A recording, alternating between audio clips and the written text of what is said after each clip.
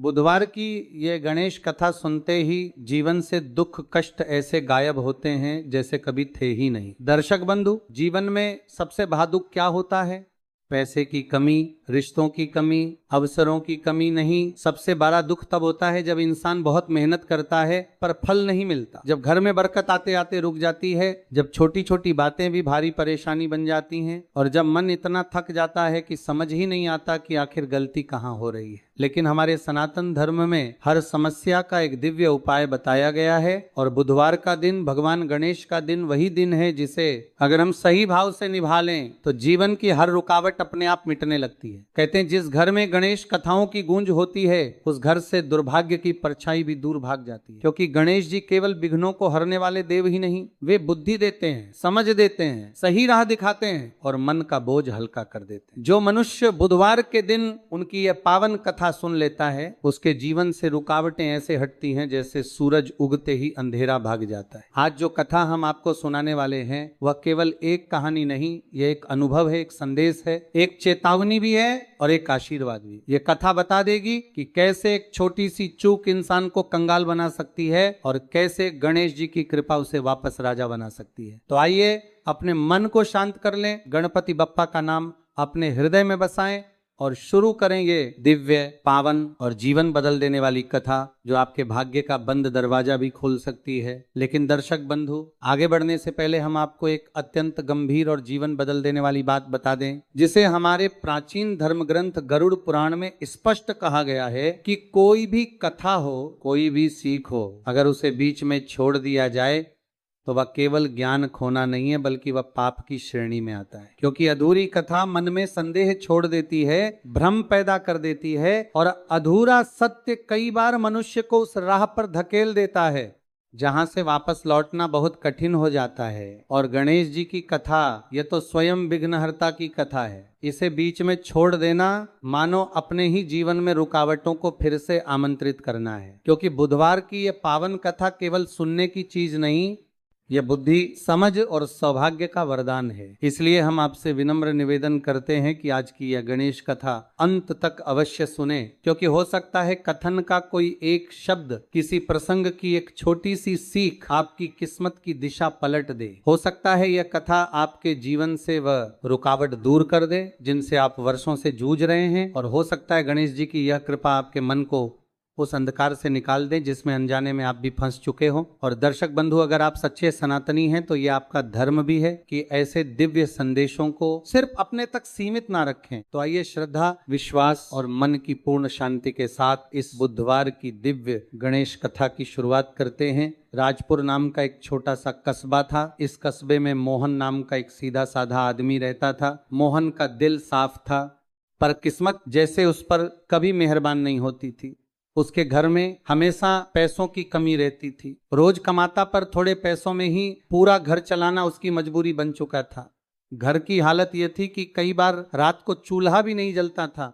पत्नी सरला भी अंदर से टूट चुकी थी, पर मोहन को साहस देने के लिए हर दिन मुस्कुराकर खड़ी रहती थी। मोहन मेहनती था पर उसके काम में हमेशा कोई ना कोई रुकावट आ जाती थी। एक दिन काम मिलता, दूसरे दिन बंद। जिस दुकान पर काम करता वो अचानक घाटे में चली जाती। जहां मजदूरी करता वहां मशीन खराब हो जाती। लोग तो कहने लगे, मोहन तुम्हारे हाथ में कोई अशुभ छाया है, जहां जाते हो वहीं नुकसान हो जाता है। मोहन ये सब सुनकर चुप रहता, लेकिन अंदर से टूट चुका था। एक दिन शाम के समय वह गांव के बाहर वाले पुराने शिव गणेश मंदिर की सीढ़ियों पर बैठा था। मन में बहुत भारी दुख था, आंखों में आंसू थे। अचानक मंदिर के पुजारी आचार्य हरिदास जी आए और बोले, मोहन बेटा, तुम कई दिनों से परेशान दिख रहे हो, मन का बोझ हल्का कर दो। क्या बात है? मोहन कांपती आवाज में बोला, आचार्य जी, मैं बेहद थक चुका हूँ। मेहनत भी करता हूँ, पूजा भी करता हूँ, गलत काम भी नहीं करता, फिर भी मेरे घर में गरीबी और दुख का अंधेरा क्यों छाया हुआ है? मेरी किस्मत क्यों नहीं बदलती? आचार्य जी मोहन के पास बैठ गए और धीमी आवाज में बोले, बेटा, किस्मत तब बदलती है जब इंसान की सोच और उसके कर्म दोनों एक सही दिशा में चलने लगते हैं, और यह दिशा देता है कोई एक शुभ क्षण, एक सही उपाय। अगर तुम सचमुच बदलाव चाहते हो तो मैं तुम्हें एक बहुत सरल उपाय बताता हूं जो स्वयं गणेश जी का वरदान माना गया है। मोहन की आंखें उठी। उपाय? कौन सा उपाय आचार्य जी? आचार्य जी मुस्कुराए और बोले, बुधवार के दिन सूरज उगने से पहले गणेश जी के आगे एक छोटा दीप जलाकर मन में केवल एक ही प्रार्थना करना, हे विघ्नहर्ता गणेश जी, मेरे जीवन से गरीबी और बाधाओं को दूर करो। लेकिन याद रखना, दीप जलाते समय किसी से झगड़ा नहीं करना, मन में किसी के लिए बुरा नहीं सोचना और पूरे दिन किसी को दुख नहीं देना। बस ये 3 नियम मान लेना। मोहन ने आश्चर्य से पूछा, क्या सिर्फ इतना करने से मेरी किस्मत बदल जाएगी? आचार्य जी ने गहरी आवाज में कहा, बेटा, जब इंसान का मन शांत हो जाता है और वह समर्पण के साथ गणेश जी का स्मरण करता है, तब उसके जीवन से बाधाएं हटनी शुरू हो जाती हैं। तुम बुधवार से ये उपाय शुरू करो। 7 बुधवार तक दिल से करना और देखना कैसे दरवाजे खुद खुलने लगते हैं। मोहन के दिल में उम्मीद की एक छोटी सी लौ जल उठी। वह पहली बार इतने भरोसे के साथ मुस्कुराया। उसके अंदर एक हल्की सी रोशनी उतरी। अगर गणेश जी की कृपा से मेरा जीवन बदल सकता है तो मैं हर बुधवार ये उपाय जरूर करूंगा। उस रात मोहन बहुत समय बाद चैन से सोया। उसे नहीं पता था कि अगले बुधवार से उसकी किस्मत सच में बदलने वाली है। जो मोहन आज तक टूट चुका था, वही मोहन अब एक नई शुरुआत करने जा रहा था। अगला बुधवार आया तो मोहन बहुत सुबह उठ गया। आसमान हल्का नीला था, ठंडी हवा धीमे धीमे चल रही थी और पूरे कस्बे में एक अजीब सी शांति थी। मोहन ने कभी इतने सवेरे खुद को तैयार नहीं किया था, लेकिन आज उसके मन में एक नई उम्मीद थी। वह धीरे धीरे मंदिर की ओर चला। रास्ते में कोई शोर नहीं था, सिर्फ उसके कदमों की हल्की आवाज सुनाई दे रही थी। उसके हाथ में एक छोटा सा मिट्टी का दीपक था, जिसे वो बहुत संभल कर ले जा रहा था, मानो वही उसकी पूरी किस्मत को बदलने वाला हो। मंदिर पहुंचकर मोहन ने देखा कि उस समय मंदिर पूरा खाली था। सिर्फ दीवारों पर लटकते पीले दीपक हल्की रोशनी फैला रहे थे। गणेश जी की मूर्ति के सामने खड़े होकर मोहन के दिल में एक अजीब सा कंपन हुआ, जैसे कोई अदृश्य शक्ति उसे अपने पास खींच रही हो। उसने कांपते हाथों से दीप जलाया, गणेश जी की मूर्ति के सामने रखा और आंखें बंद कर ली। पहली बार उसके मन में कोई लालच, कोई डर, कोई शिकायत नहीं थी। बस एक ही प्रार्थना थी, हे गणेश जी, मेरा जीवन बहुत अंधेरे में है। मेरे घर की गरीबी, मेरी रोज की परेशानियां सब आपकी शरण में लाया हूं। अगर मेरी मेहनत में कोई कमी है, मेरे कर्म में कोई गलती है, तो मुझे रास्ता दिखाओ। मेरे घर से दुख और बाधाओं को दूर करो। जैसे ही उसने ये प्रार्थना की, उसे लगा मानो पूरे शरीर से कोई भारी बोझ उतर गया हो। उसकी सांसें हल्की हो गईं। उसका मन पहले बार शांत था। मोहन मंदिर से बाहर आया तो सूरज की पहली किरण पहले से ज्यादा चमकीली लग रही थी। उस दिन काम पर जाते समय उसके कदमों में एक हल्की मजबूती थी। लेकिन किस्मत का इम्तिहान यहीं से शुरू होने वाला था। जैसे ही वो अपनी काम वाली दुकान पर पहुंचा, मालिक ने साफ साफ कहा, मोहन, दुकान की हालत और खराब हो गई है, आज से मैं तुम्हें काम नहीं दे पाऊंगा। मोहन का दिल एक पल को बैठ गया। पहले ही बुधवार को काम छिन गया था, लेकिन अगले ही क्षण उसे आचार्य जी की बात याद आई। बुधवार को किसी से झगड़ा मत करना और मन में किसी के लिए बुरा मत सोचना। मोहन ने सिर झुकाकर कहा, ठीक है मालिक, आपकी दुकान फिर से अच्छी चले, बस यही दुआ है। दुकान से निकलते हुए मोहन की आंखों में थोड़ी नमी जरूर थी, लेकिन दिल में अजीब सी शांति थी। वह मन ही मन बोला, गणेश जी, अगर यह भी आपकी इच्छा है तो मैं इसे स्वीकार करूंगा। शायद कोई नया रास्ता खुलने वाला है। उस दिन पूरे कस्बे में मोहन के लिए कोई काम नहीं मिला। पूरा दिन घूमता रहा, लेकिन कहीं सफलता नहीं मिली। शाम होते होते सरला ने पूछा, आज भी कुछ काम मिला? मोहन ने मुस्कुराकर कहा, नहीं मिला, लेकिन मैं परेशान नहीं हूं। आने वाले बुधवार कुछ अच्छा जरूर लाएंगे। सरला आश्चर्य से उसे देखती रही। ये वही मोहन था जो पहले छोटी बात पर टूट जाता था और आज बिना काम के भी शांत था। उसे नहीं पता था कि गणेश जी उसकी परीक्षा ले रहे हैं और यह परीक्षा बहुत जल्द उसकी किस्मत खोलने वाली थी। अगले कुछ दिन मोहन के लिए आसान नहीं थे। काम ना होने के कारण घर में खर्च चलाना मुश्किल हो गया था। सरला ने अपने गहने निकालकर मोहन को दी, लेकिन मोहन ने मना कर दिया। वह बोला, सरला, यह 7 बुधवार की साधना है। मुझे भरोसा है गणेश जी हमें बिना वजह कुछ नहीं छीनते। शायद वह हमें किसी बड़ी चीज के लिए तैयार कर रहे हैं।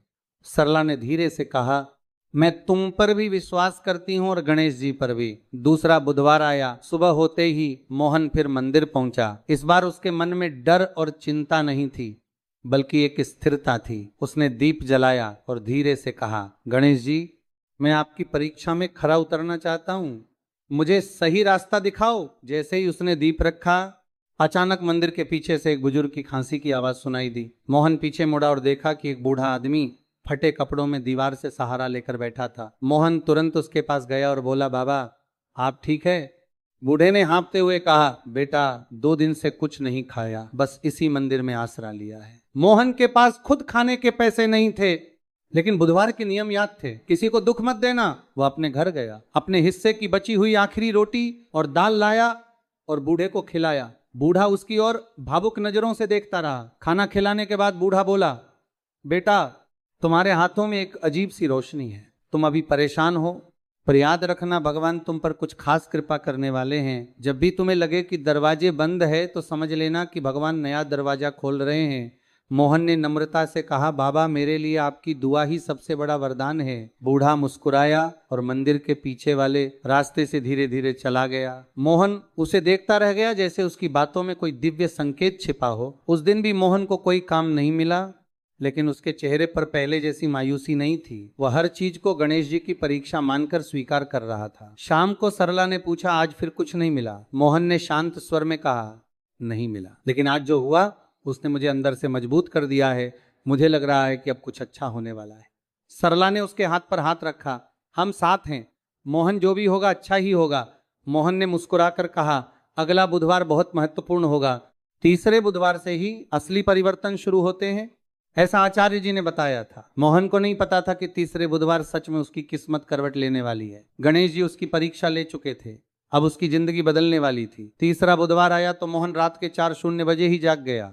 आज उसके मन में एक अजीब सी घबराहट भी थी और उम्मीद भी, जैसे कोई अनदेखी शक्ति उसे पुकार रही हो। वह जल्दी से स्नान करके मंदिर की ओर चला। रास्ता बिल्कुल शांत था, हवा ठंडी थी और आसमान में हल्की लालिमा फैल रही थी। मोहन जैसे जैसे मंदिर के करीब पहुंच रहा था, उसका दिल तेज होता जा रहा था। मंदिर पहुंचकर उसने दीप जलाया और गणेश जी के सामने रखकर बोला, हे विघ्नहर्ता, अगर मेरी परीक्षा पूरी हो चुकी है तो आज मुझे कोई दिशा दिखा देना। मैं मेहनत करने के लिए तैयार हूं, बस कोई रास्ता खोल दो। उसने आंखें बंद की और कुछ देर शांति से खड़ा रहा। तभी उसके कंधे पर किसी ने हल्का सा हाथ रखा। मोहन ने आंखें खोली तो देखा आचार्य हरिदास जी खड़े थे। आचार्य जी बोले, मोहन बेटा, मैं कुछ दिनों से तुम्हें देख रहा हूं, तुम सच्चे मन से प्रयास कर रहे हो। आज मैं तुम्हें एक बात बताना चाहता हूं जो तुम्हारे जीवन की दिशा बदल सकती है।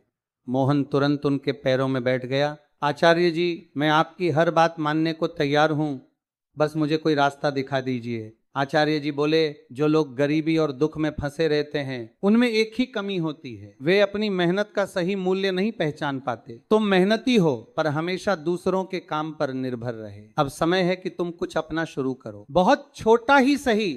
मोहन हैरान होकर बोला, अपना? लेकिन आचार्य जी, मेरे पास तो पैसों की कमी है, मैं क्या शुरू कर सकता हूँ? आचार्य जी ने जेब से एक छोटी सी कॉपी निकाली और बोले, इस कस्बे में बहुत लोग लकड़ी खरीदते हैं पर सही तले हुए गट्ठे नहीं मिलते। लोग शिकायत करते हैं कि दुकानदार कम तौल कर देते हैं। तुम लकड़ी काटने और तौलने में माहिर हो, तुम छोटा सा लकड़ी का काम क्यों नहीं शुरू करते? मोहन ने धीमे स्वर में कहा, लेकिन इसके लिए थोड़े पैसे भी तो चाहिए। आचार्य जी शांत आवाज में बोले, बेटा, तुम्हारे अंदर जो सच्चाई और विश्वास है उसकी कीमत पैसे से ज्यादा होती है। कल मेरे पास आना, मैं तुम्हें शुरुआत करने के लिए जितनी मदद चाहिए वो दूंगा, लेकिन याद रखना, काम ईमानदारी से करना, यही गणेश जी की सच्ची पूजा है। मोहन की आंखों में आंसू आ गए। वह बोला, आचार्य जी, आपने आज मेरा टूट चूका भरोसा वापस लौटा दिया। आचार्य जी मुस्कुराए और बोले, मोहन, बुधवार का दीप सिर्फ अंधेरा दूर नहीं करता, वह इंसान को सही रास्ता दिखाता है। तुम्हारी किस्मत अब बदलना शुरू हो चुकी है। उस दिन मोहन मंदिर से बाहर आया तो उसे लगा जैसे उसके पैरों के नीचे की सारी धरती बदल चुकी है। अब उसे पता था उसके पास कोई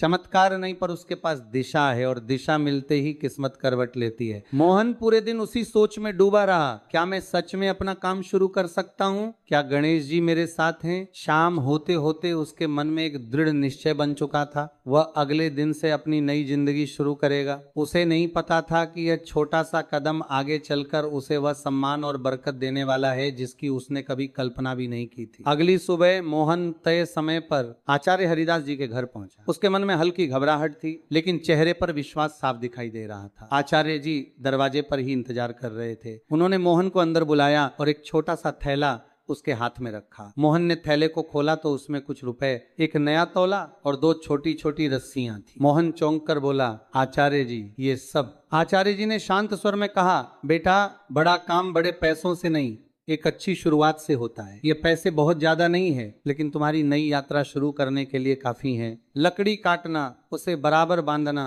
और सही तौल देकर बेचना, यही तुम्हारा काम होगा। मोहन की आंखें भर आई। उसने आचार्य जी के पैर पकड़ लिए। आचार्य जी, आपने मुझे नया जीवन दे दिया है। मैं वादा करता हूँ कि एक भी टुकड़ा कम तोलकर नहीं बेचूंगा। ईमानदारी ही मेरी पूजा होगी। आचार्य जी मुस्कुराए। यही गणेश जी का मार्ग है। अब जाओ और कड़ी मेहनत से अपनी किस्मत लिखो। मोहन थैला लेकर बाहर निकला। आज पहली बार उसे लगा कि उसके हाथ में केवल समाज नहीं बल्कि उसका भविष्य है। उसने उसी दिन जंगल के किनारे से थोड़ी थोड़ी सूखी लकड़ी इकट्ठा करनी शुरू की। सूरज सर पर था, लेकिन मोहन बिना रुके काम करता रहा।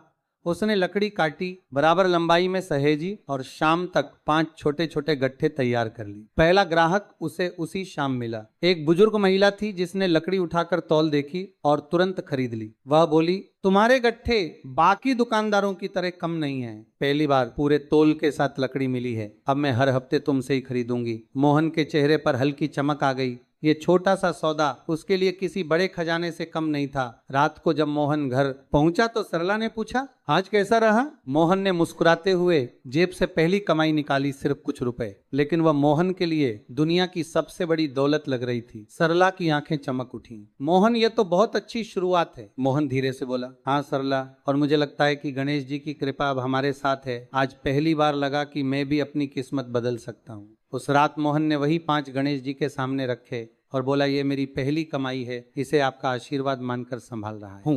मोहन को नहीं मालूम था कि अगले कुछ दिन उसकी जिंदगी में बड़ी तेजी से बदलाव लाने वाले हैं। जहां वह पहले काम मांगने जाता था, अब लोग उसी के पास आने लगेंगे। मोहन की ईमानदारी और सही तौल की चर्चा धीरे धीरे पूरे कस्बे में फैलने लगी। जिस अंदर व्यक्ति को पहले कोई काम नहीं देता था, उसी मोहन के पास अब लोग खुद लकड़ी खरीदने आने लगे। हर ग्राहक यही कहता, मोहन तुम्हारी लकड़ी कम नहीं होती, तुम्हारे हाथ का भरोसा है। कभी 2 गट्ठे बेचने वाला मोहन अगले ही हफ्ते 10 गट्ठे बेचने लगा। उसकी मेहनत बढ़ती जा रही थी, लेकिन उसके चेहरे पर मुस्कान भी उतनी ही बढ़ रही थी। सरला रोज उसके काम में मदद करती और दोनों को लगता मानो घर में बरकत की हवा चल पड़ी हो। चौथा बुधवार आया। जैसे हमेशा मोहन सुबह सुबह मंदिर गया। आज उसने दीप जलाते समय एक अलग ही शांति महसूस की। उसने गणेश जी से कहा, हे विघ्नहर्ता, आपने मुझे रास्ता दिखाया, हिम्मत दी और मुझे खुद पर विश्वास करना सिखाया। अब बस इतनी कृपा कीजिए कि मेरा मन हमेशा सही राह पर बना रहे। जितनी भी कमाई हो वह सब ईमानदारी से हो। जैसे ही उसने आंखें खोली, मंदिर के बाहर शोर हुआ। 2-3 लोग बहस कर रहे थे। मोहन बाहर गया तो देखा कस्बे के बड़े व्यापारी सेठ गोकुलदास अपने मजदूरों को डांट रहे थे। सेठ के हाथ में लकड़ी का एक गट्ठा था और वह गुस्से में चिल्ला रहे थे, ये क्या तौल है, आधा किलो कम।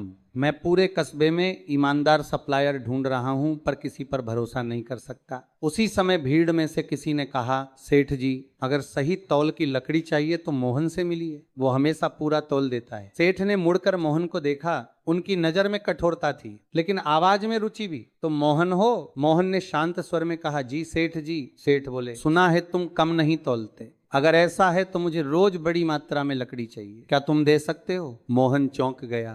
ये वही सेठ था जिसकी एक सप्लाई से उसका पूरा कारोबार बदल सकता था, लेकिन मोहन ने जल्दी जवाब नहीं दिया। वह बोला, सेठ जी, मैं झूठ नहीं बोलूंगा, मैं अकेला आदमी हूँ। इतनी ज्यादा मात्रा में लकड़ी जुटाने में मुझे थोड़ा समय लगेगा, लेकिन अगर आप भरोसा करेंगे तो मैं पूरा तौल और पूरी ईमानदारी से सामान दूंगा। सेठ ने पहली बार मुस्कुराया। ईमानदारी, यही चीज खोज रहा हूँ मैं। एक काम करो, आज शाम मेरे गोदाम पर मिलना। अगर तुमने सही तौल दी तो मैं 1 महीने का बड़ा ऑर्डर लिख दूंगा। मोहन का दिल जोर से धड़कने लगा। यह अवसर साधारण नहीं था, यह उसकी जिंदगी बदल सकने वाला मौका था, लेकिन साथ ही एक डर भी था।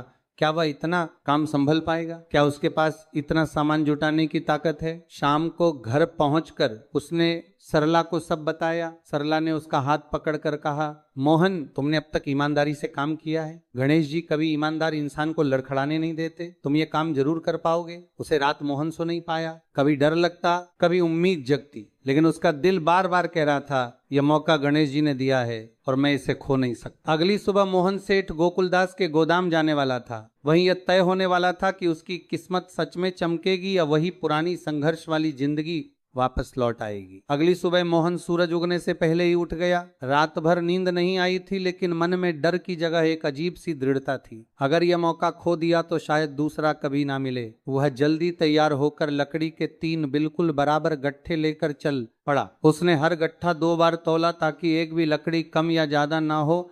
आज उसकी ईमानदारी ही उसकी असली पूंजी थी। सेठ गोकुलदास का गोदाम बड़ा था। अंदर मजदूर इधर उधर भाग रहे थे। गाड़ियों की आवाजें आ रही थीं और सेठ जी बीच में खड़े सबको आदेश दे रहे थे।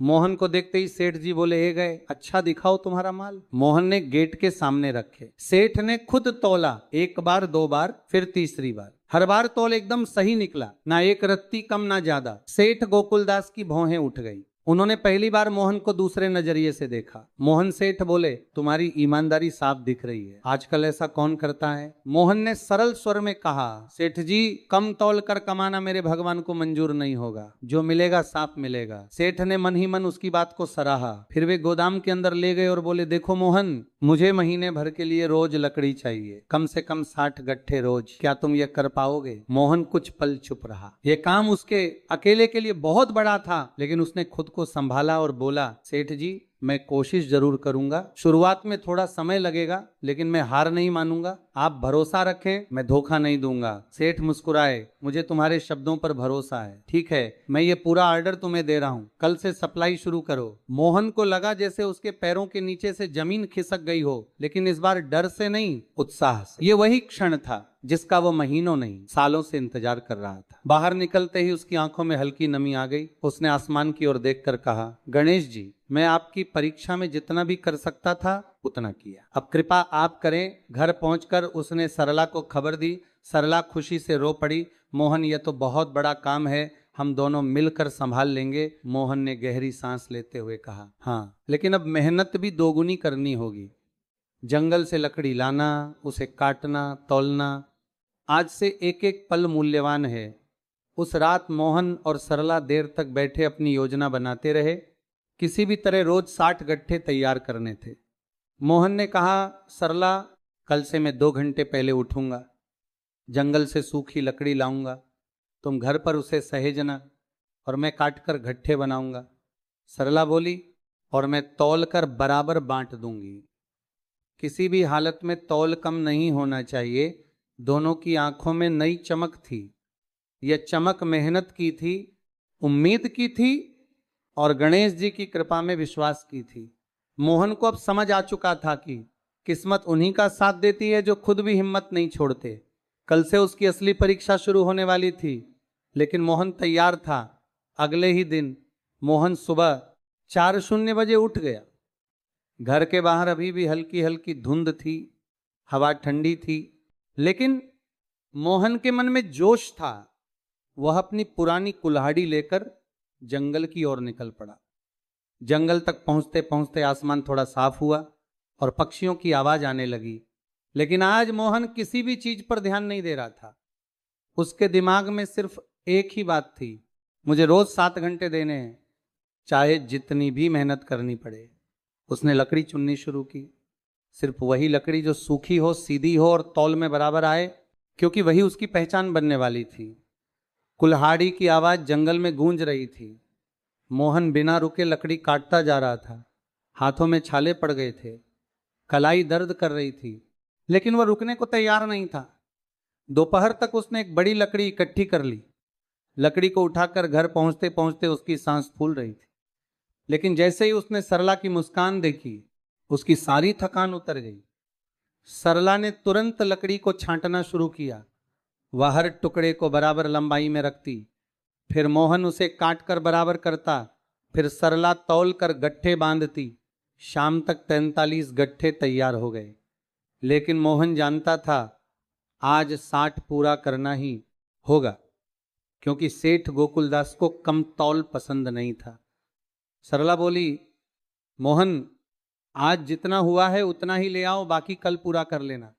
मोहन ने उसकी आंखों में देखते हुए कहा, नहीं सरला, पहले दिन ही वादा तोड़ दिया तो आगे क्या होगा? मुझे चाहे रात तक कम करना पड़े, मैं 60 गट्ठे बनाऊंगा। इतना कहकर वो फिर जंगल चला गया। अंधेरा छा चुका था, लेकिन उसके हाथ रुक नहीं रहे थे। चांद की हल्की रोशनी उसके रास्ते का सहारा बन रही थी। आखिरकार रात के करीब 9:00 बजे वह घर लौटा। उसके कंधे भारी थे, कपड़े मिट्टी से भर गए थे और हाथ कांप रहे थे, लेकिन उसके चेहरे पर एक विजेता की चमक थी। सरला ने दौड़कर पानी दिया और बोली, मोहन, तुम इतनी देर तक अकेले जंगल में थे, अगर कुछ हो जाता तो? मोहन ने थके हुए स्वर में कहा, जब किस्मत बदलनी होती है तो डर पीछे रह जाता है। सरला और मोहन रात के अंधेरे में गट्ठे बांधने लगे। तौल बार बार किया जाता, क्योंकि मोहन चाहता था कम तौल कभी नहीं होगा। आखिरकार 60 गट्ठे तैयार हुए। दोनों हाथ जोड़कर गणेश जी की मूर्ति के सामने खड़े हो गए। मोहन बोला, हे गणेश जी, आज आपने मुझे इतना साहस दिया कि मैं अपनी हदें पार कर गया। अगर आप साथ रहे तो कोई दुख मेरे घर में टिक नहीं पाएगा। रात के सन्नाटे में दीपक हल्का हल्का जल रहा था और मोहन को महसूस हुआ कि उसकी मेहनत बेकार नहीं जाएगी। अगली सुबह वह पहली बड़ी सप्लाई लेकर सेठ गोकुल दास के गोदाम जाने वाला था। यह सप्लाई उसकी ईमानदारी और भविष्य दोनों की परीक्षा थी। सुबह होते ही मोहन तैयार हो गया। उसके सामने 60 गद्दों का ढेर रखा था, पूरी तरह बराबर सही तौल के साथ, बिल्कुल वैसा जैसा उसने वादा किया था। मोहन ने बैलगाड़ी वाले रामू को बुलाया और गट्ठे लादने में उसकी मदद करने लगा। रामू ने हैरानी से पूछा, मोहन भैया, ये इतने गट्ठे कहाँ भेजना है? इतनी बड़ी सप्लाई तो मैंने तुम्हारे हाथ से कभी नहीं देखी। मोहन ने मुस्कुराते हुए कहा, रामू, गणेश जी की कृपा से आज पहला बड़ा काम मिला है। मेरी मेहनत का असली दिन आज है। रामू ने गाड़ी संभाली और दोनों सेठ गोकुलदास के गोदाम की ओर चल पड़े। रास्ते में मोहन बार बार गड्ढों को देखकर अपने डर को शांत करता रहा। हर गड्ढा उसे उसकी मेहनत की याद दिला रहा था। कई दिनों की तपस्या, दर्द, थकान और उम्मीद का मेल। गोदाम पहुंची गाड़ी। सेठ खड़े थे जैसे आज उन्हें किसी बड़ी चीज का इंतजार था। उन्होंने आदेश दिया, सब गट्ठे नीचे उतारो और तौल शुरू करो। 4 मजदूर तौलने लगे, पर मोहन की निगाह हर तौल पर थी। क्या पता कहीं थोड़ी भी कमी निकल आए।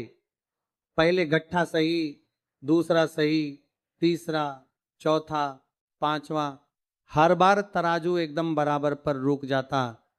सेठ गोकुलदास की भौहें ऊपर उठने लगी। उन्होंने पहली बार इतने ध्यान से गट्ठे तौले। 10, 20, 30 सब सही। अब 60 में से सिर्फ आखिरी 5 घंटे बचे थे। मोहन के मन में हल्का सा डर उठ रहा था।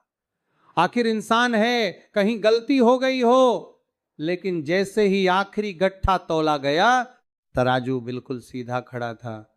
सेठ गोकुलदास मुस्कुराए। ये मुस्कान कोई साधारण प्रशंसा नहीं थी, ये भरोसे की मुस्कान थी।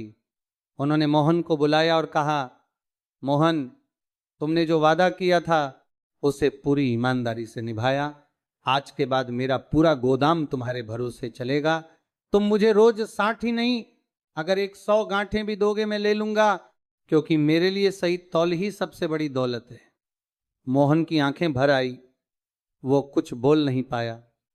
सेठ ने आगे कहा, और सुनो, आज से तुम्हारे गट्टे की कीमत मैं खुद बढ़ा रहा हूं, क्योंकि जो ईमानदारी तुम दे रहे हो वह दूसरे कहीं नहीं देते।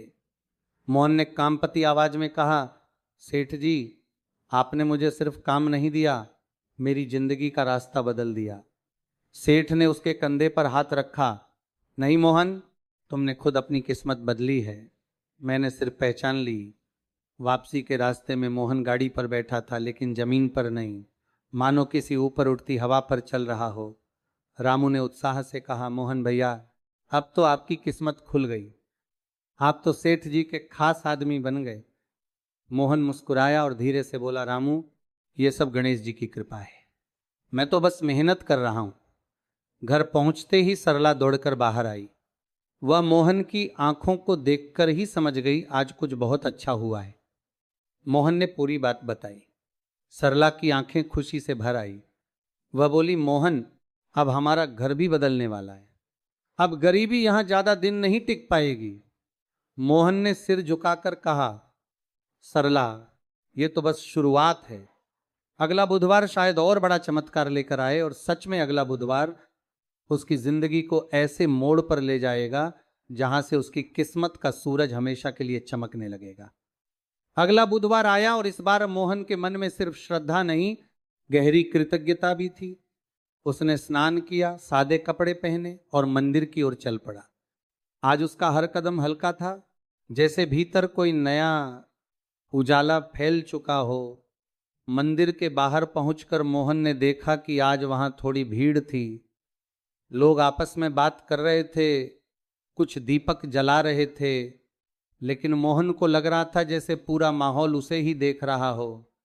वह चुपचाप आगे बढ़ा, दीप जलाया और गणेश जी के सामने बैठकर बोला, हे विघ्नहर्ता, आपने मुझे इतना दिया है कि मेरी आंखों में आंसू आ जाएं, लेकिन मैं जानता हूं ये अंत नहीं, ये तो बस शुरुआत है। मेहनत मेरी होगी और दिशा आपकी। उसकी आंखें बंद ही थी कि तभी पीछे से किसी ने आवाज दी, मोहन बेटा। आवाज जानी पहचानी थी। वह मोड़ा तो देखा, आचार्य हरिदास जी खड़े मुस्कुरा रहे थे। मोहन तुरंत उनके पैरों में झुक गया। आचार्य जी, आपकी कृपा और गणेश जी के आशीर्वाद ने मेरी जिंदगी बदलनी शुरू कर दी है। आचार्य जी ने कहा, बेटा, तुम्हारी ईमानदारी और धैर्य ही असली चमत्कार है। पर आज मैं तुम्हें एक और महत्वपूर्ण बात बताने आया हूं, जो आने वाले समय में तुम्हारी सफलता को और बड़ा बना देगी। मोहन ने उत्सुक होकर पूछा, क्या बात है आचार्य जी? आचार्य जी ने धीमे पर दृढ़ स्वर में कहा, मोहन, अब तुम्हें सिर्फ मेहनत नहीं करनी, मेहनत के साथ समझ भी लगानी है। अगला कदम यह है कि तुम अकेले नहीं रहोगे। तुम्हें 2-3 ऐसे लोग खोजने होंगे जो ईमानदार हो। काम बढ़ रहा है और जल्द ही इतना बढ़ेगा कि अकेला आदमी इसे संभाल नहीं पाएगा। मोहन को एक पल के लिए झटका लगा। उसे लगा जैसे कोई पहाड़ उसके सामने खड़ा कर दिया गया हो। वह बोला, लेकिन आचार्य जी, मैं किसी पर इतना भरोसा कैसे करूं अगर कोई गलत तौल दे दिया तो? आचार्य जी मुस्कुराए, बेटा, भरोसा वहीं करो जहां तुम लोगों को सही दिशा दे सको। तुम ईमानदारी से काम करते हो, इसलिए तुम्हारे साथ रहने वाले भी धीरे धीरे वैसे ही बनेंगे।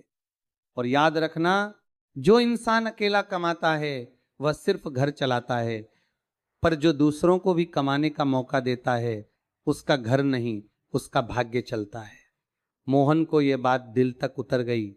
वह बोला, ठीक है आचार्य जी, मैं कोशिश करूंगा। आचार्य जी ने उसके कंधे पर हाथ रखा, और एक बात और, आज शाम तुम्हारे घर एक बड़ा अवसर आने वाला है, उसे हल्के में मत लेना। वह गणेश जी का भेजा हुआ संकेत होगा।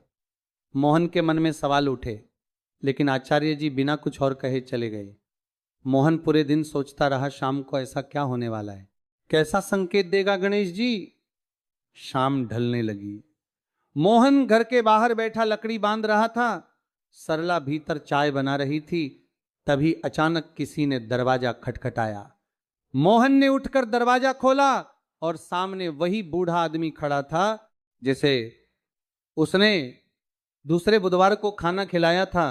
बूढ़ा मुस्कुरा रहा था, पर आज उसके कपड़े साफ थे, चेहरा चमक रहा था और हाथ में एक छोटी पोटली थी।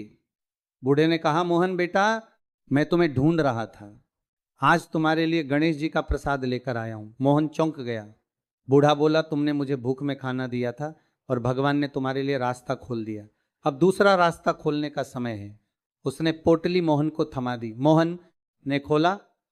अंदर कुछ सीधे सीधे औजार थे, लकड़ी काटने के छोटे छोटे साधन और एक अत्यंत मजबूत रस्सी का सेट। बूढ़ा बोला, ये औजार अब तुम्हारे काम आएंगे। जल्द ही तुम्हारा काम इतना बढ़ेगा कि तुम्हें हर दिन 2 गुनी लकड़ी चाहिए होगी। ये औजार तुम्हारी गति बढ़ाएंगे। मोहन की आंखें भर आईं। वह पूछना चाहता था, आप कौन हैं? लेकिन बूढ़ा मुस्कुराकर सिर्फ इतना बोला, जहां ईमान होता है वहां भगवान खुद रास्ता बनाते हैं। और वह धीरे धीरे अंधेरे में गायब हो गया। मोहन के हाथ कांप रहे थे। उसे समझ आ चुका था, आज गणेश जी ने सच में संकेत दिया है। यह सिर्फ औजार नहीं थे, यह उसकी सफलता की ओर बढ़ने की मंजिल थी। अगले दिन से मोहन का काम दोगुनी तेजी से बढ़ने वाला था और फिर उसकी जिंदगी एक ऐसे मोड़ पर जाएगी जहां गरीब मोहन अब मालिक मोहन कहलाएगा। अगली सुबह मोहन ने नए औजार हाथ में लिए और जैसे ही उन्हें छुआ उसे एक अजीब सी ऊर्जा महसूस हुई, मानो किसी ने उसके अंदर नई ताकत भर दी हो। वह जल्दी तैयार हुआ और पहले से भी ज्यादा उत्साह के साथ जंगल की ओर चल पड़ा। जंगल में पहुंचकर उसने काम शुरू किया। नए औजार सच में चमत्कार जैसे थे।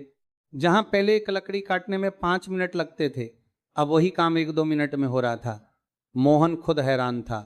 वो बार बार मन में सोच रहा था, वो बूढ़ा आखिर था कौन? लेकिन फिर खुद को रोककर मुस्कुरा देता, शायद गणेश जी ने भेजा होगा। आज मोहन ने इतनी लकड़ी काटी कि उसके हाथों से दर्द की जगह आग निकल रही थी। कंधे दुख रहे थे लेकिन उसके चेहरे पर वही चमक थी, मेहनत की, लगन की और ईमानदारी की रोशनी। घर पहुंचकर उसने सरला से कहा, सरला, आज मैंने अकेले इतने गट्ठे बनाए हैं कि मुझे खुद यकीन नहीं हो रहा। ये औजार सच में वरदान है। सरला बोली, मोहन, मैंने तुम्हें कभी इतना खुश नहीं देखा। लगता है गणेश जी तुम्हें अब रुकने नहीं देंगे। उधर कस्बे में भी एक नई चर्चा चल रही थी। मोहन की लकड़ी सबसे शुद्ध है, उसके गड्ढों में कमी नहीं होती। सेठ गोकुल दास ने भी उसे बड़ा काम दिया है। धीरे धीरे लोग मोहन के घर लकड़ी लेने आने लगे।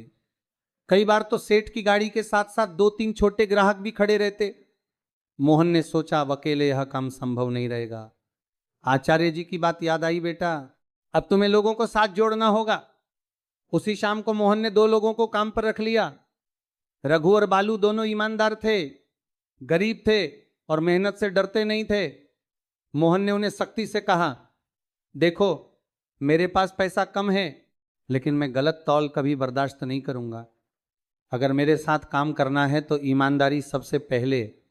दोनों ने तुरंत सहमति जताई। इसके बाद काम की रफ्तार बढ़ गई। 3 लोग मिलकर रोज 100 से भी ज्यादा गट्ठे तैयार करने लगे। मोहन के घर में पहली बार इतना सामान, इतनी हलचल और इतनी खुशहाली आई थी। एक शाम को सेठ गोकुलदास खुद मोहन के घर पहुंचे। मोहन और सरला चौंक गए। सेठ बोले, मोहन, मैं तुम्हें एक बड़ी खबर देने आया हूं। तुम्हारी लकड़ी की मांग अब सिर्फ कस्बे में नहीं, पास के शहर में भी शुरू हो गई है। लोग पूछ रहे हैं, जी, मोहन की ईमानदारी की चर्चा हो रही है, उससे लकड़ी कब मिलेगी? मोहन के हाथ से रस्सी छूटते छूटते बची। वह अवाक रह गया। सेठ आगे बोले, अगर तुम चाहो तो मैं तुम्हारे गट्ठे शहर में भेज सकता हूं। मुनाफा तुम्हारा बस सप्लाई समय पर होनी चाहिए। मोहन की सांसें रुक गई। उसे लगा जैसे उसका सीना गर्व से भर गया हो। वह बोला, सेठ जी, मैं समय पर काम करूंगा, एक भी दिन डर नहीं होगी। सेठ मुस्कुराए, मुझे पता है मोहन, तुम अब सिर्फ एक मजदूर नहीं, एक उद्यमी बन चुके हो। मोहन के कानों में उद्यमी शब्द गूंजता रहा। पूरा जीवन उसने सिर्फ दूसरों के नीचे काम किया था। आज पहली बार किसी ने उसे मालिक कहा था। रात को मोहन देर तक सो नहीं पाया। वह सोच रहा था, क्या वास्तव में मैं मालिक बन रहा हूं? क्या मेरा नाम अब ईमानदारी की मिसाल बनेगा? उसने दीपक जलाया और धीरे से कहा, हे गणेश जी, अगर ये रास्ता आपने दिखाया है तो मैं अपनी आखिरी सांस तक मेहनत करूंगा। उस रात आकाश में चांद थोड़ा और चमकीला लग रहा था, जैसे वह भी मोहन की नई उड़ान का शुभ संकेत दे रहा हो। अगले कुछ दिनों में मोहन के काम की रफ्तार और भी बढ़ गई। अब उसका छोटा सा आंगन लकड़ी के गड्ढों से भरने लगा था। रघु और बालू सुबह सुबह आ जाते। लकड़ी काटने की आवाजें पूरे मोहल्ले में गूंजने लगी। लोग कहते, मोहन का घर अब काम का घर बन चुका है। मोहन ये सुनकर मुस्कुराता पर अंदर से हमेशा सावधान रहता। सफलता मिलते ही इंसान सबसे ज्यादा ढील देता है और वहीं से गिरावट शुरू हो जाती है। इसलिए वह हर गड्ढा खुद तौलता, एक भी कमी नहीं, एक भी गलती नहीं। धीरे धीरे कस्बे में मोहन की ईमानदारी की मिसाल बनने लगी। उसका नाम सुनते ही लोग कहते, अरे मोहन, वह आदमी कभी धोखा नहीं देगा। लेकिन इसी बीच एक नई समस्या शुरू हुई। कुछ दुकानदारों को मोहन से जलन होने लगी। वे मन ही मन सोचते, हम तो सालों से काम कर रहे हैं और ये मोहन कब से आया और इतना आगे कैसे निकल गया।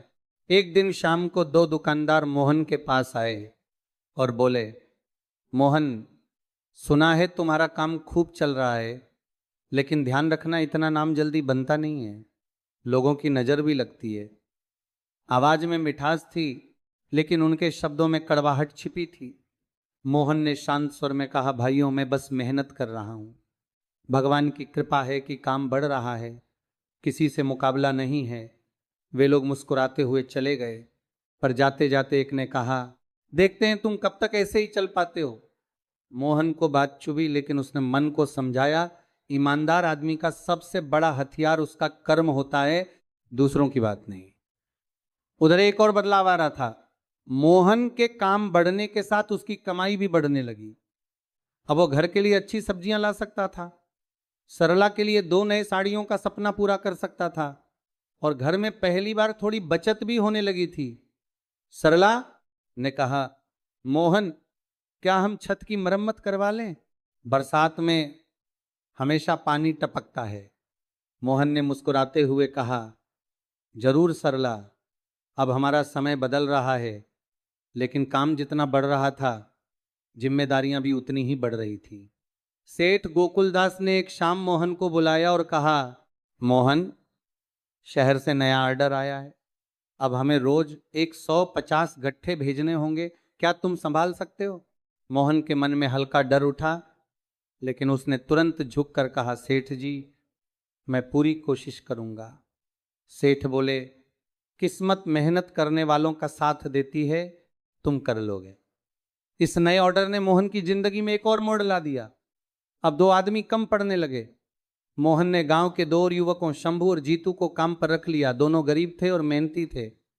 मोहन ने चारों को बैठाकर कहा, सुनो, अब हम सिर्फ लकड़ी नहीं बेचेंगे, हम ईमानदारी बेचेंगे। अगर एक भी गट्ठा कम निकला तो समझो हमारी पहचान मिट जाएगी, इसलिए हर तौल सही होनी चाहिए। चारों ने एक साथ कहा, मोहन भैया, हम आपका भरोसा कभी नहीं तोड़ेंगे। अब काम दिन रात चलने लगा। घर में लकड़ी काटने की आवाज, रस्सियों की खड़खड़ाहट, उठाने बांधने की धुन, सब मिलकर एक ऐसा माहौल बना रहे थे जिसे देखकर लगता था यहां मेहनत पूजा बन चुकी है। लेकिन इसी बीच एक नई घटना होने वाली थी जो मोहन की परीक्षा फिर से लेगी। शहर का व्यापारी जिसने मोहन का नाम सुना था, अब खुद मोहन से मिलने आने वाला था, और यह मुलाकात उसकी जिंदगी को अगले स्तर तक ले जाने वाली थी। मोहन और उसके काम करने वाले चारों साथी रोज की तरह लकड़ी काटने, तौलने और गट्ठे बांधने में लगे थे। सवेरे की धूप आंगन में पड़ रही थी और लकड़ी की सुगंध पूरे घर को भर रही थी। सब अपने अपने काम में डूबे थे कि तभी बाहर किसी के आने की भारी आवाज सुनाई दी। रामू दौड़ कर आया और बोला, मोहन भैया, जल्दी बाहर चलो, शहर से कोई बड़ा साहब आया है, गाड़ी भी बहुत भारी है। मोहन चौंक गया। वह तुरंत बाहर गया। दरवाजे के बाहर एक सफेद बड़ी गाड़ी खड़ी थी। गाड़ी से एक साफ सुथरे कपड़ों में ऊंचे कद के गंभीर चेहरे वाले आदमी उतरे। पीछे 2-2 लोग फाइलें पकड़े खड़े थे। मोहन को लगा कि शायद उसने गलती से कोई सरकारी अधिकारी समझ लिया हो। वह झुककर बोला, साहब बताइए, मैं आपकी क्या सेवा कर सकता हूं? आदमी ने गंभीर स्वर में कहा, तुम मोहन हो? मोहन ने सर हिलाया। जी, मैं ही हूं। आदमी ने हाथ आगे बढ़ाया। मेरा नाम है शेखर मल्होत्रा, शहर के बड़े व्यापारी संघ का सदस्य और 3 गोदामों का मालिक। मोहन की सांस अटक गई। उसे लगा, इतना बड़ा आदमी मेरे घर पर क्यों आया? शेखर अंदर आते हुए बोले, मोहन, मैंने तुम्हारे बारे में बहुत सुना है। कहते हैं तुम जितनी लकड़ी बेचते हो वह तौल में कभी कम नहीं होती। मोहन ने विनम्रता से कहा, साहब, यह सब मेरी मेहनत नहीं, गणेश जी की कृपा है। शेखर मुस्कुराए। भगवान की कृपा उन्हीं पर होती है जो मेहनत करते हैं, और तुम मेहनत करते हो, इसीलिए मैं तुमसे मिलने आया हूं। वे आंगन में खड़े होकर लकड़ी के गड्ढों को देखने लगे। उन्होंने हाथ से गट्ठा उठाया, तौला, फिर दूसरे को तौला। हर बार तौल बिल्कुल सही निकला। शेखर ने अपने आदमी से कहा, नोट करो, गड्ढे में एक भी रत्ती की कमी नहीं। मोहन कुछ समझ नहीं पा रहा था। शेखर ने सीधे मुद्दे पर आते हुए कहा, मोहन, मुझे अपने शहर के 3 बड़े गोदामों के लिए हर दिन 300 कट्टे चाहिए और मैं चाहता हूं कि तुम यह सप्लाई करो। मोहन का दिल जोर से धड़का। 300 कट्टे, रोज 300, ये तो उसके पूरे घर को कारखाना बना देगा। वह थोड़ा घबरा कर बोला, साहब 300 गट्ठे रोज में मैं अकेला कैसे कर पाऊंगा। शेखर ने कहा, तुम अकेले क्यों करोगे, लोग रखो, काम बढ़ाओ, अपना छोटा व्यवसाय बड़ा बनाओ, मैं तुम्हें पूरा सहयोग दूंगा, मुनाफा तुम्हारा, मुझे सिर्फ नियमित सप्लाई चाहिए। मोहन को विश्वास नहीं हो रहा था। उसके कमरे की दीवारें, लकड़ी का ढेर और उसकी पुरानी कुल्हाड़ी सब उसे याद दिला रहे थे कि वह कुछ महीने पहले तक एक साधारण मजदूर था और आज इतना बड़ा व्यापारी उसके घर खड़ा उसके काम की तारीफ कर रहा था। मोहन धीमे स्वर में बोला, साहब मैं गलत तौल नहीं करूंगा, लेकिन समय पर सप्लाई देने की पूरी कोशिश करूंगा। शेखर ने उसके कंधे पर हाथ रखा। यही ईमानदारी तुम्हें यहां तक लाई है। मोहन, मैं तुम्हें 1 हफ्ते का समय देता हूं, सोचो, योजना बनाओ और हां कहो। ये कहकर वे अपनी गाड़ी में बैठे और चले गए। मोहन वहीं खड़ा रह गया, जैसे जमीन हिल गई हो। सरला दौड़कर बाहर आई। मोहन, वे कौन थे, क्या कहा उन्होंने? मोहन ने भारी आवाज में कहा, सरला, वे मुझे रोज 300 घंटे का काम देना चाहते हैं। सरला चौंक गई। 300, ये तो बहुत बहुत बड़ा काम है मोहन। मोहन जमीन पर बैठ गया। उसके हाथ कांप रहे थे। उसकी आंखों से खुशी और डर दोनों उतर रहे थे। वह बोला, सरला, ये मौका भी चमत्कार है और परीक्षा भी। अगर मैंने ये काम संभाल लिया तो हमारा घर सच में हमेशा के लिए बदल जाएगा। सरला ने उसके हाथ पर हाथ रखा। मोहन, तुम करोगे, तुम्हारी मेहनत, तुम्हारी ईमानदारी और गणेश जी की कृपा, 3 चीज मिल जाए तो कोई रोक नहीं सकता। मोहन ने गहरी सांस ली। उसने आकाश की ओर देखा और कहा, गणेश जी, अब असली कसौटी शुरू होने वाली है, मुझे शक्ति देना, मैं पीछे नहीं हटूंगा। अगले दिन सुबह मोहन को बड़ा फैसला लेना था। क्या वह इतना बड़ा काम स्वीकार करेगा या डर कर पीछे हट जाएगा? और यही फैसला उसकी किस्मत को नई दिशा देने वाला था। उसे रात मोहन लगभग सो ही नहीं पाया। वह चारपाई पर लेटा था, लेकिन दिमाग लगातार काम करता जा रहा था। कभी उसे 300 गद्दों का ढेर दिखाई देता, कभी मजदूरों की कमी, कभी लकड़ी की सप्लाई और कभी उसे बूढ़े आदमी की रहस्यमयी बातें याद आती। सरला ने धीरे से पूछा, सो क्यों नहीं रहे हो मोहन? मोहन बोला, सरला, आज जितना बड़ा मौका मिला है उतनी ही बड़ी जिम्मेदारी भी आई है। अगर मैं यह काम कर पाया तो हमारा भविष्य बदल जाएगा, पर अगर नहीं कर पाया तो सब हाथ से निकाल सकता है। सरला ने उसका हाथ पकड़कर कहा, मोहन, डरना मत। वही भगवान जिसने तुम्हें एक गत्ता बेचने में मदद की, वही 300 भी करवा देगा। इंसान मेहनत करें, बाकी रास्ता भगवान बनाता है। सरला की बात मोहन के दिल में उतर गई। वो बोला, ठीक है, कल सुबह फैसला करूंगा। अगली सुबह मोहन सीधा मंदिर पहुंचा। उसने दीप जलाया, गणेश जी के चरणों में बैठा और बोला, हे गणेश जी, मुझे वही रास्ता दिखा दो जो मेरे घर के लिए सही हो। कुछ देर शांति रही। मोहन की आंखें बंद थी, तभी उसे किसी की आवाज सुनाई दी। एक बहुत हल्की, बहुत शांत, जैसे भीतर से आई हो। ईमानदारी से चलने वाला कभी नहीं गिरता। मोहन ने तुरंत आंखें खोल दी। मंदिर में कोई नहीं था, लेकिन उसके भीतर का डर गायब हो चुका था। वो उठकर बोला, मैं यह काम करूंगा। उस दिन मोहन ने अपनी टीम रघु, बालू, शंभू और जीतू को बुलाया। चारों उसके सामने खड़े थे। मोहन ने कहा, सुनो भाइयों, हमें एक बहुत बड़ा काम मिला है, रोज 300 गट्ठे। क्या तुम सब मेरे साथ हो? रघु ने तुरंत कहा, मोहन भैया, आपने हमें काम दिया, आज आपका साथ छोड़ दें यह कैसे हो सकता है? बालू ने कहा, हम रात तक काम करेंगे, पर आपका भरोसा नहीं टूटने देंगे। शंभू बोला, आपके साथ रहकर हमने सीखा है ईमानदारी क्या होती है। जीतू बोला, अगर आप नहीं डरते तो हम क्यों डरे। मोहन की आंखें भर आई। उसे लगा जैसे गणेश जी ने सिर्फ मौका नहीं दिया, सही लोग भी दिए। उसने योजना बनानी शुरू की। सुबह लकड़ी काटना, दोपहर में तौलना, शाम तक गट्ठे बांधना और रात को अगले दिन की तैयारी। घर का आंगन अब छोटा पड़ने लगा तो मोहन ने पास में एक खाली जगह किराए पर ले ली। धीरे धीरे पांचों की मेहनत मिलकर गट्टू का पहाड़ तैयार करने लगी। शाम को मोहन शहर के व्यापारी शेखर मल्होत्रा को मिलने गया। शेखर बोले, तुम मोहन सोच लिया? मोहन ने दृढ़ स्वर में कहा, हाँ साहब, मैं ये काम करूंगा, रोज 300 गत्ते, एक भी कम नहीं। शेखर मुस्कुराए। शाबाश मोहन, मैंने कहा था तुम्हें वह आग है जो किसी दिन तुम्हें बहुत ऊंचा ले जाएगी। उन्होंने एक बड़ा कॉन्ट्रैक्ट मोहन के हाथ में रखा। कागज पर मोहन का नाम लिखा था। मोहन इसे देखकर कांप गया। मोहन लकड़ी सप्लायर, मुख्य आपूर्ति करता। उसने कभी सोचा भी नहीं था कि उसका नाम किसी कागज पर इतना सम्मान से लिखा जाएगा। कॉन्ट्रैक्ट के बाद शेखर बोले, मोहन, अब तुम सिर्फ एक मजदूर नहीं, एक व्यवसाय बन चुके हो, और याद रखना, व्यवसाय ईमानदारी पर ही चलता है। मोहन ने सर झुकाकर कहा, साहब, अभी तक जो भी पाया है वह ईमान से ही पाया है, आगे भी ऐसा ही रहूंगा। घर लौटते हुए मोहन ने आकाश की ओर देखा।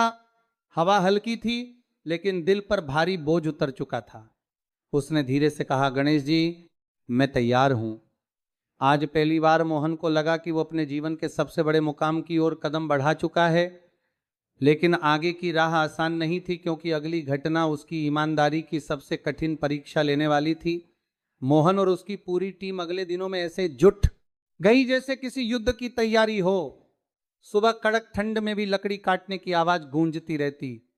दोपहर तक गद्दों का ढेर लग जाता। शाम होते होते मजदूरों की थकान चेहरे पर दिखती, लेकिन उनके दिलों में एक ही चमक थी, हम मोहन भैया का काम समय पर पूरा करेंगे। मोहन अब सिर्फ मालिक नहीं था, वह हर मजदूर के साथ खड़ा रहने वाला साथी भी था। वह खुद लकड़ी उठाता, खुद तौलता, खुद गत्ते कसकर बांधता। उसके लिए सफलता का अर्थ सिर्फ पैसे नहीं थे, बल्कि ईमानदारी और भरोसे का मान रखना था। लेकिन असली परीक्षा अभी बाकी थी। एक दिन अचानक माल की गाड़ी शहर जाने से पहले ही खराब हो गई। शाम के 5 बज चुके थे। सप्लाई देर से पहुंचती तो व्यापारी नाराज हो जाता और मोहन का बना बनाया भरोसा टूट जाता। रघु ने घबराकर कहा, मोहन भैया, आज गाड़ी नहीं पहुंची तो काम हाथ से निकल जाएगा। मोहन ने गहरी सांस ली और बोला, डरने का समय नहीं है, हम खुद लेकर चलेंगे। सब चौंक गए। इतना भारी माल, इतनी दूरी, रात में रास्ता भी सुनसान रहता है। मोहन ने शांत आवाज में कहा, ईमानदारी पर चलने वाला इंसान कभी डर कर पीछे नहीं हटता। वह और उसके साथी कंधों पर गद्दे रखकर पैदल शहर की ओर चल पड़े। अंधेरा घिर चुका था, लेकिन पांचों की आंखों में रोशनी थी। कदम थक रहे थे, लेकिन हिम्मत नहीं। रास्ते में मोहन बोला, भाइयों, आज हम सिर्फ गत्ते नहीं उठा रहे, आज हम अपनी पहचान उठा रहे। रघु बोला, मोहन भैया, आप आगे चलिए, हम पीछे नहीं हटेंगे। रात के 10 बज चुके थे जब मोहन और उसका दल शहर के गोदाम पहुंचा। व्यापारी शेखर मल्होत्रा चौंक गए। अरे, गाड़ी खराब थी, फिर भी तुम पहुंचे कैसे? मोहन ने थकान छुपाते हुए कहा, साहब, हमारे लिए यह सिर्फ सप्लाई नहीं, हमारी साख है। शेखर की आंखें कुछ पल तक मोहन पर टिक गईं। उन्होंने गहरी सांस ली और कहा, मोहन, आज तुमने मुझे सिर्फ माल नहीं दिया, आज तुमने मुझे भरोसा दिया है। अब से मेरी तीनों फैक्ट्रियों की सप्लाई तुम करोगे और मैं तुम्हें 2 गुना भुगतान दूंगा। मोहन और उसकी टीम के चेहरे पर जो चमक आई, वो कोई सोना चांदी नहीं दे सकता था। उसे रात मोहन घर पहुंचा तो सरला बाहर इंतजार कर रही थी। मोहन थका हुआ था, कंधे दर्द कर रहे थे, पैर सूज चुके थे, लेकिन मुस्कान पहले से ज्यादा चमक रही थी। सरला चिंतित होकर बोली, मोहन, तुम ठीक तो हो? इतनी देर क्यों लगा दी? मोहन धीरे से बोला, सरला, आज हमने जीत हासिल की है। आज हमने साबित कर दिया कि मेहनत और ईमानदारी के आगे कोई बाधा बड़ी नहीं होती। सरला की आंखें भर आई। उसने मोहन का हाथ पकड़ा और कहा, गणेश जी ने सच में तुम्हारा हाथ पकड़ लिया है। मोहन ने दीपक जलाया, गणेश जी की मूर्ति के सामने बैठा और बोला, हे गणेश जी, अगर मैंने जीवन में कोई अच्छी सीख पाई है तो वह यह है कि गरीबी इंसान की किस्मत नहीं, उसके हौसले की परीक्षा होती है। और जो इंसान सच्चे मन से आपका नाम लेकर मेहनत करता है, उसे दुनिया की कोई ताकत रोक नहीं सकती। आज का मोहन अब वो गरीब मजदूर नहीं था, वह एक सफल व्यवसायी बन चुका था। उसका नाम पूरे कस्बे और शहर में ईमानदारी की मिसाल बन चुका था।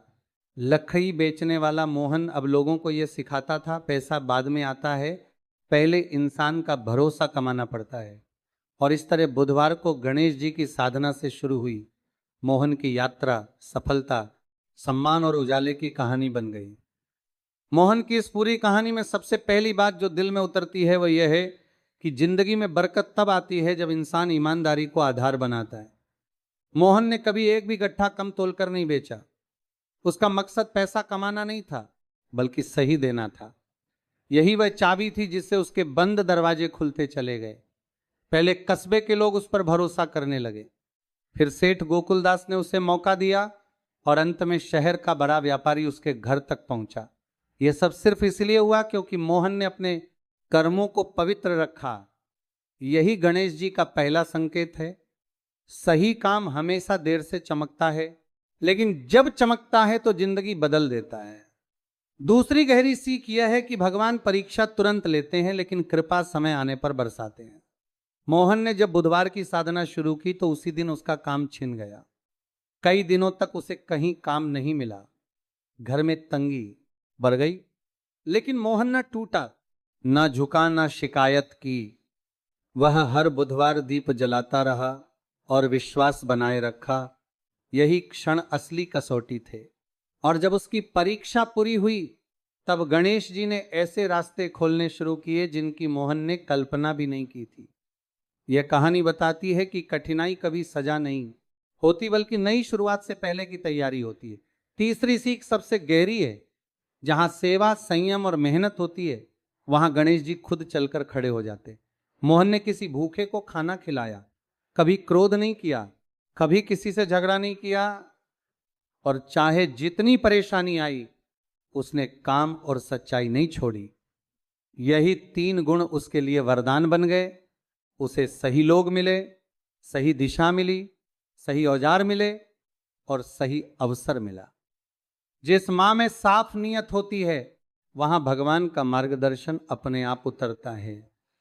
यही कारण है कि मोहन एक साधारण मजदूर से उस व्यक्ति तक बन गया जिसकी ईमानदारी पर शहर भरोसा करता है। यह कहानी हमें सिखाती है कि गणेश जी का आशीर्वाद चमत्कार से नहीं आता, बल्कि हमारे कर्मों की सच्चाई से आता है।